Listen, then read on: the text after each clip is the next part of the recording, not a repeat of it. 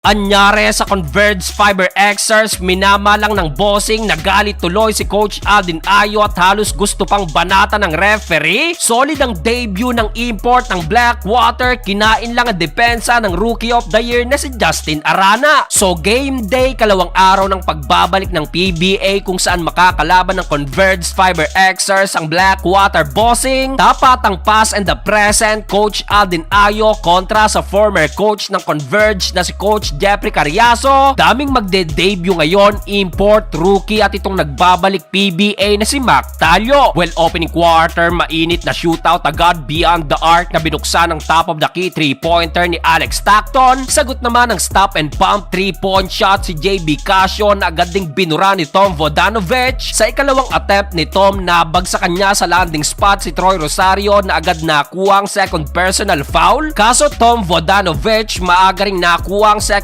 personal foul nang mapasabitan naman ng former Converge player na si Bradwin Ginto. And one butatapang import ng Converge under 8-minute mark nang ipinasok na si Spida Mac. Dito nga lang nakagawa ng run ng Blackwater led by Chris Ortiz na agad nakapagtala ng 7 straight points. Tinapos naman niya ni Mike Ayunayon at Gab Banal down the stretch dahilan upang umabante agad ng 9-point lead ang bossing 18-27 end of opening frame. Second quarter, mabilis na nakahabol ang Converge Fiber Xers dahil sa kanilang specialty na outside shooting. 4 straight 3-pointer ba naman ang kinanad, dalawa dyan galing kay Jeric Balanza. Vocal na vocal ang bagong assistant coach ng Converge na nagbabalik PBA na si Willie Miller. After nga lang makalamang ng dalawa ng Converge, dito na nag-beast mode ang import ng bossing na si Chris Ortiz. Dalawang sunod na power dunk pang kinana ng Puerto Rican import of the transition. Binalibol block pang Rookie of the Year na si Justin Arana at bukod kay Ortiz na meron ng 15 points at 8 rebounds. Ray Suerte sinuwerte na rin matapos makapagtala ng 2 straight 3-point shot. Minalas nga lang si Suerte na halos mailulon ng kanyang Adam's apple ng makarate chop ni Jeric Balanza, kung saan natapos ang first half na iangat pa ng bossing ang lamang sa double digit 40-50. Third quarter, anyare sa Converge, mas lalo pang binaon ng bossing sa mahigit 20 ang tambak 68-44. Double-double na si Ortiz at double digit na rin si Ray Suerte at Mike Ayunayon. Kailangan pang mamuwersa ni Balanza para lang makascore, kaya under 4-minute mark pumutok na sa galit si Coach Aldin Ayo. Technical si Coach Ayo at dito halos gusto ng banata ng referee. After nyan, dahil sa ginawa ni Coach Ayo, kahit papano nag-respond ang mga players, especially itong balik PBA na si Mac Talio. Back-to-back 3-pointer, unang 6 na puntos yan ni Talio, kaso still tambak pa rin ang 20 ang Converge sa pagtatapos ng third period 55-75. Fourth and final quarter, talagang walang magawa ang depensa ng Converge sa tindi ng nilalaro ng Blackwater bossing. Ganda ng ball movement ng team ni Coach Jeff, nagigil